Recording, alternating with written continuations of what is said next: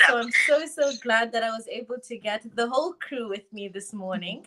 I'm going to just start shooting questions at you guys and we'll go from there, right? I think we'll start with Ntokozo. My first question for you is when you first found out that you won a trip to Antarctica, what went through your mind? And has it actually sunk in yet? Like now, if you already want to think, how does that feel for you?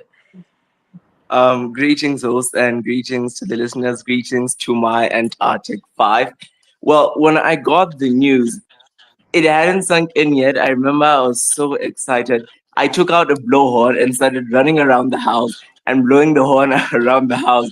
I remember my neighbor even came and scolded me for how loud I was. I was just too excited to process it all. It was one of those for Paul moments. It was just too much at that point. It hadn't really sunk in until we arrived in Antarctica. Ah, I love that. I think the excitement is the first step to something so amazing. I of course did not go to Antarctica, but I can say that was me when I found out I was doing the show today, and I was running around my house. So in some way, I can say that I feel your excitement.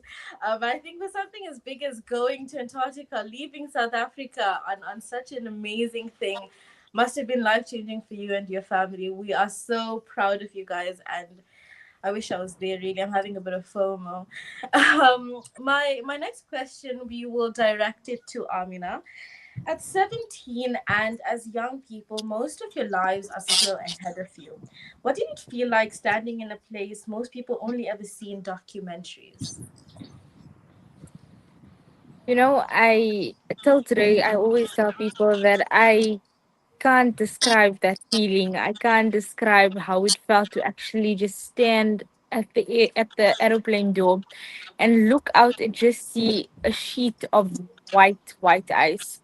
Um, it's unimaginable, but I have to say it was one of the best feelings that I've ever experienced. Alhamdulillah, this trip was very life changing, and I think for all five of us. Um, and truly, one of the things that stood out to me was that we've all become like a family. So to me, that was like, yeah, alhamdulillah. I love that, and I love when you find your people in the most crazy ways, really. And these are people that shape the rest of your life, and you create such cool memories with. I think this is one that your grandchildren's will know that someone in our family went to Antarctica at some point. Big flex for them. My next question, I think we will throw it at Nathan. My question is: before you went, what did you expect Antarctica to be like, and what surprised you the most once you were there? Cool. I think there were a lot of misconceptions going into Antarctica. Everyone always says, "Oh, it's so cold," it's this like harsh desert environment. But I don't think you really believe it until you actually get there, and you realize, "Oh, flip! If I take my gloves off, my hands are gonna go numb in like 2 minutes." Um, and actually, for me, as a rock climber, I was hoping to go climb there, and very quickly I realized that wasn't going to be possible. um, but no, it's an amazing environment. It's unbelievable, but it's very harsh, very like it demands respect. It's not just a playground. Um, but yeah, no, that I was I think that we can all agree to that. It's okay. It's cold, but it can't be that cold. I think we realize how we have it easy in South Africa. We don't even have snow in the winter. I think we're pretty good. So this was quite a change for all of you guys, I'm assuming. But it's absolutely amazing. I think when we look into documentaries, when we look into news, and we see Antarctica, and then you have got some people that think, okay, Antarctica is melting. There's absolutely nothing there. It's warm now. The sun is shining, but it's 100% not that. From what I'm taking from this, it's mm. still very cold and harsh weather, etc. My next question will go to Luke. I want to know, you were there to witness climate change firsthand. What was the most confronting or eye-opening thing that you saw? So for me, I'd say the most eye-opening thing was just how remote Antarctica is and how protected it is on a global scale in certain senses. Before we went, they showed us the informational video of how Antarctica needs to be protected. No seeds, no contamination, nothing from an outside continent can be brought there because of how pristine it is and how untouched by human destruction it is. However, obviously, we can't prevent air from going there. And now that we are putting all these greenhouse gases into the atmosphere, it's obviously causing Antarctica to melt and it's causing the climate there to change. And it's very confronting because the idea that such a pristine place could change at the hands of us really it's heartbreaking in a sense. Absolutely phenomenal. I think that kind of taps into what I was saying a little bit earlier, that a lot of people, well, from my circle at least, when I told them doing this interview, they said, "Is Antarctica not just water at this point?" Because when we hear Antarctica, we think, okay, it's melting, it's over for everybody here. But it's, I think when we think climate change too, it's like a topic that we don't really talk about. It's for the adults to talk about. It's for the journalists and people of that sort to talk about. But after seeing it firsthand, um, I think your perspective kind of changes, right? And I'm hearing it's kind of changing for me as well, just listening to you guys talk about it. But we will continue this conversation. We're going to go through a quick ad break, and then we will continue talking about climate change and Antarctica and all things around that.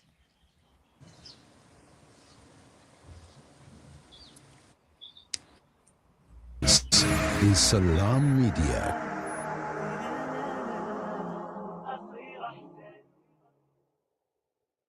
You know, it's a wonder how kids get anything done these days. With all the distractions, when do they even get time to study?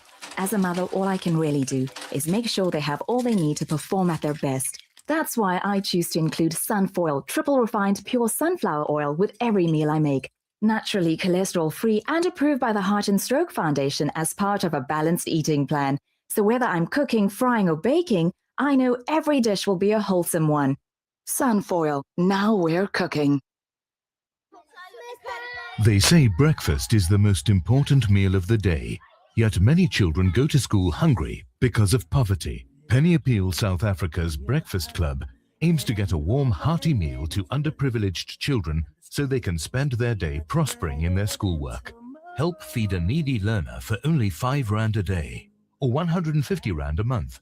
Or visit our website www.pennyappeal.org.za or call 031 1100 573 to find out how you can donate. Penny Appeal South Africa. Small change, big difference.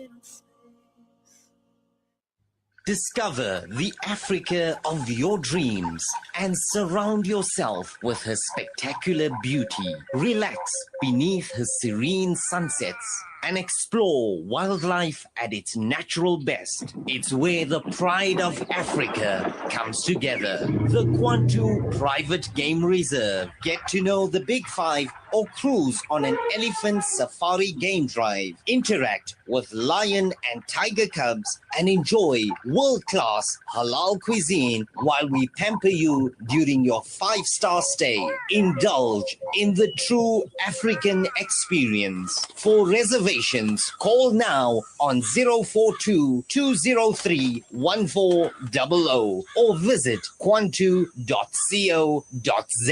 The Kwantu Private Game Reserve, the place of gathering. Gaza needs your support more than ever. Homes have been shattered and families have lost everything. With your support, our teams are delivering clean water tankers, feeding the hungry, and assisting orphans who have no one left. Let us give Gaza whatever help we can. African Muslims Agency, empowering, educating, inspiring. Breaking stereotypes, moving boundaries, joining hands. Salam Media.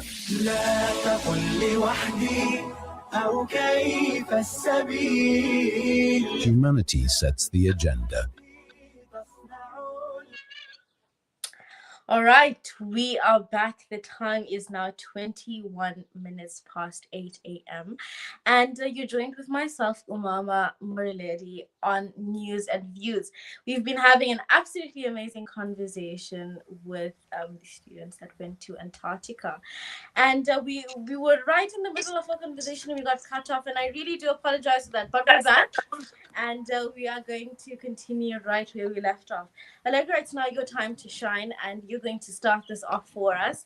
I don't really want to get into a question at this point. I want you to kind of run me through what a day in Antarctica looked like for you.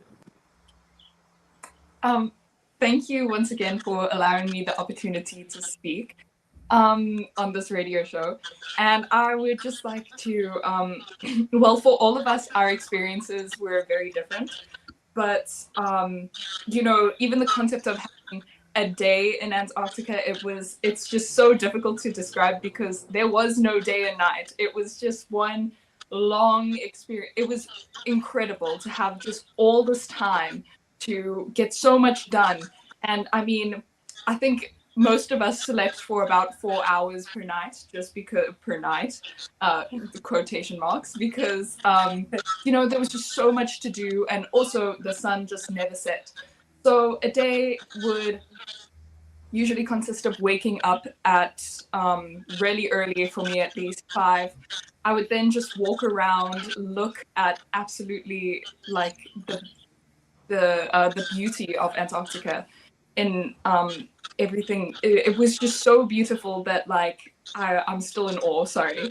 And we went and we walked around and we saw how beautiful it was, how pristine it was. Then we all got together, had breakfast, and then we would do an activity like go see an ice wall and or travel. Or the one day we walked 10 kilometers to the next camping site that and then we slept outside. I mean, there was just so much that we did over such a short period of time. It's just, to describe a day, it was just, the whole experience was so incredible.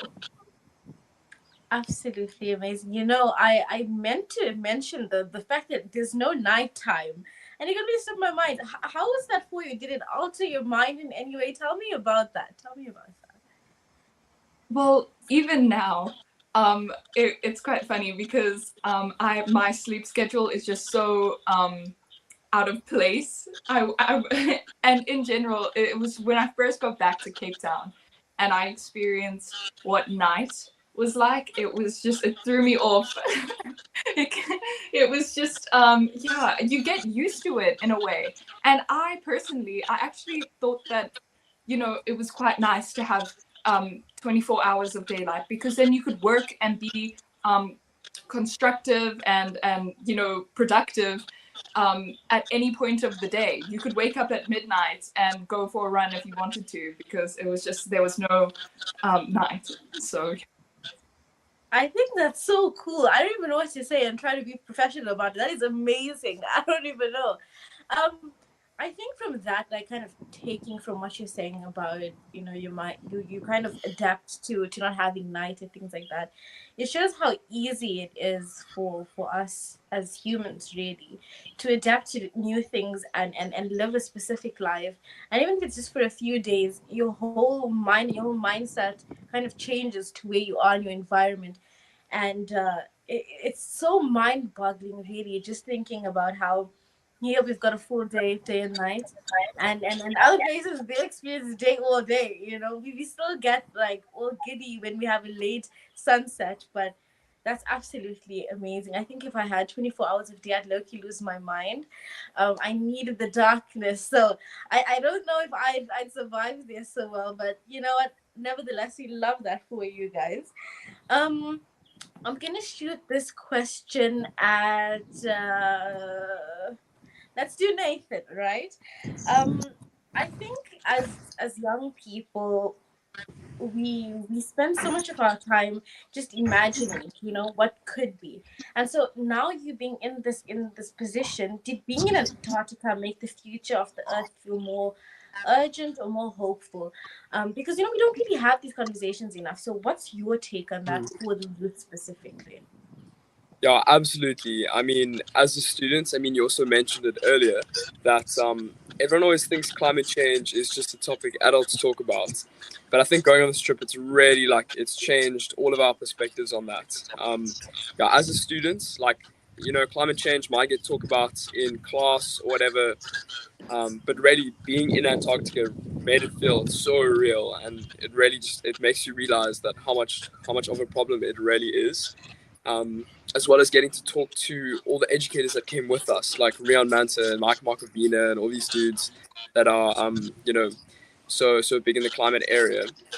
That was really powerful. So I think all of us are very motivated. We're always discussing like, okay, what's our plan now? Like, who who we're gonna boycott, or what projects do we do? Maybe even Amina can chat a little bit about her project that she's coming up with. But yeah, no, it really did made it feel super real, and yeah. I love that, and I'm so glad that it had a positive effect. We would hate for you guys to go all the way to Antarctica, and you come back and there's nothing to say for it. Amina, why don't you go ahead and give us a little more on your project? Why don't you tell us about that? So, Alhamdulillah, this project has become a combined project amongst the five of us. The campaign is called From Ice to Life. And From Ice to Life is a campaign that focuses around water projects. And our goal is 10 water wells. Alhamdulillah, we've reached 3 already. And we have a crowdfunding link that's going around. And we're appealing to everyone out there that water is a gift when water gives life. And this is your chance to make that difference. This is your chance to empower an individual, not just for today, but for generations to come, and for changing people's lives.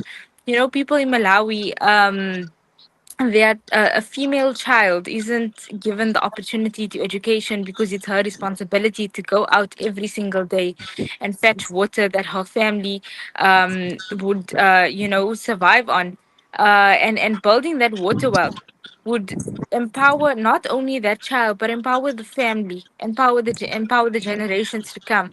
So I all five of us appeal to you, please make the nia today, make the intention today that you know what, I want to make a difference and I want to make that change, and get in contact with us, and let's make that difference together. Wow. Okay, so you guys are making moves already, and I love that. I love that it didn't just stop at going to Antarctica, and that you've taken that and making something better from it, and making change in the world. So I'm very very proud of you guys. May God increase you guys in everything that you guys are doing. We're gonna go on once again another ad break, and then we'll come back and we'll wrap up the conversation.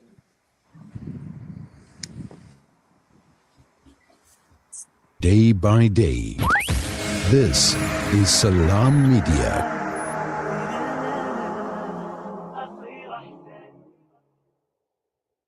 You South African, of course. You anxious about the future.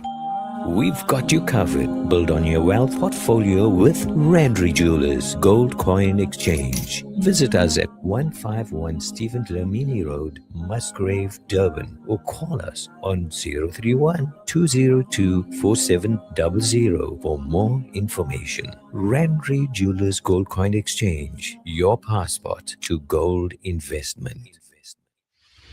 When disaster strikes, families lose everything in an instant. Homes destroyed, communities displaced. Hope fades into uncertainty. Our Global Emergency Fund ensures we respond without delay, delivering food, water, shelter, and healthcare to families in need. To support our Global Emergency Fund, visit islamicrelief.org.za. Yasin Badat Financial Advisory. Are your financial goals feeling out of reach? Yasin Badat Financial Advisory is here to turn your aspirations into achievements. Our dedicated team, armed with a history of success, is ready to guide you through the complex nature of financial and investment planning. Whether you're a seasoned investor or new to the game, our personalized solutions cater to your unique goals and risk appetite. Trust in our commitment to transparency, integrity, and excellence. Ready to unlock a world of financial freedom? Partner with us today. Call Yasin Badat Financial Advisory at +27333462071 or visit www.yasinbadat.com. Yasin Badat Financial Advisory, guiding you to financial success. Our brothers and sisters in Palestine are enduring unimaginable hardships. Ashraful Aid teams are on the ground delivering crucial aid to those in need. But we can't do it alone. Palestine is suffering and they need your help. Your support can make a world of difference. Visit www.ashrafulaid.org today and donate to bring hope, relief, and healing to those who are in need. When the perfect blend of stylish decor, exquisite halal cuisine, and warm hospitality come together, it could only mean Al Bayt Lodge, your true home away from home. Al Bayt is the ideal heaven for families, business people, and tourists with its 4-star family rooms and other luxurious facilities, conveniently situated close to Port Elizabeth Airport, the beach, and other amenities. Your stay will be truly unforgettable, as you'll be taking home lasting memories of the warm hospitality, the serenity and tranquility that Al Bayt has to offer. For reservations, call 041 583 6415 or visit www.albaytlodge.co.za. Breaking stereotypes, moving boundaries, joining hands. Salam Media.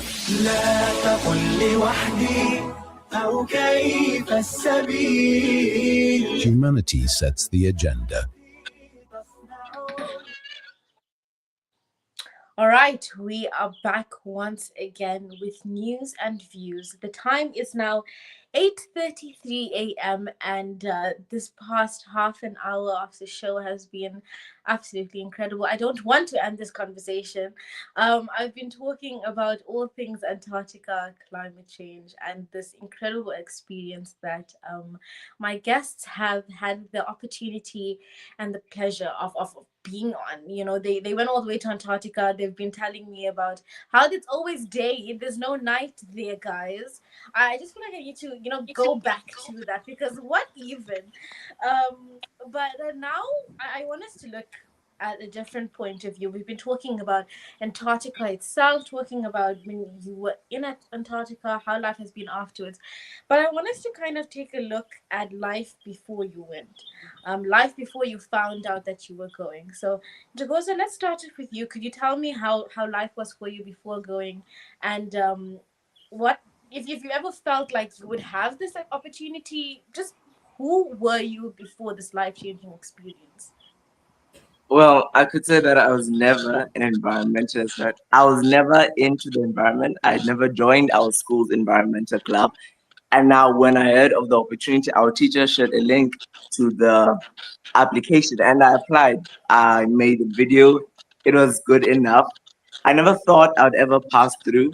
It was more like something out of my reach. It was something too big that I thought I couldn't reach. But now, after the trip, I'm a well seasoned, passionate environmentalist. And I hope my other Antarctic 5R life was really, it was not dim, but it was bleak. It never got the excitement that Antarctica brought. And I'm really grateful for that. I love that. I think when we can use the adults use the line that your life will change in the blink of an eye. You don't even know what you're doing with your life, and we're like, whatever, take it with a grain of salt, But this is literal proof that in one day everything can change, and here we were so grateful that it was for the better. Luke, why don't you give me your response to that? What was life like for you before the trip? So I've gone on a few adventures before. I'm an avid hiker. I really like looking at vast landscapes like mountains and oceanscapes. And for me, Antarctica was kind of like the final frontier. And as Intokozo, I mean, I did care about the environment, but I wouldn't really say I was an environmentalist. And going to this place and seeing just how stunning it is turned me into one. And I mean the information that we gained, the the teaching that was done by the experts who went with us about ocean currents and how Antarctica feeds them and how important that is to the rest of the world showed that even though the only living thing that we saw there was one single bird, Antarctica does have an impact on the environment, and it will, in the future, determine whether the world survives or not. So for me, that was life changing. And compared to home, I mean, I can't get that experience back in Klabeja. So Okay, I see, I see. I think it must have been something absolutely phenomenal, even more for you, considering that you have a background in nature and things of that sort. And I can say that if I had to have an opportunity to go to Antarctica, I was going to be absolutely lost from the time I got there. I would hope for the best and pray that if I catch on to something by the time I come home, because I hate to say it, but like we've all said here, that I'm not sitting and looking at climate change all day, but it's definitely something to get into and something to really look in, because we're the youth, we are the future, and we need to know what the world is going to be like when it's our time to adult. You know what I mean? Um, Now for I think a bit of a Gen Z push to the show, because it's my responsibility here at Salam Media to bring a youth kind of vibe to it. I'm gonna give Nathan this job to, if you had to explain climate change, had to explain Antarctica in the most Gen Z TikTok way possible, what would you say? Yo, okay, I think I'm probably the worst person to ask that question, but I'll do my best. So climate change. A lot of people think climate change is global warming, but that's global warming is just a part of climate change. And something we learned just from this trip is climate change. It's so involved.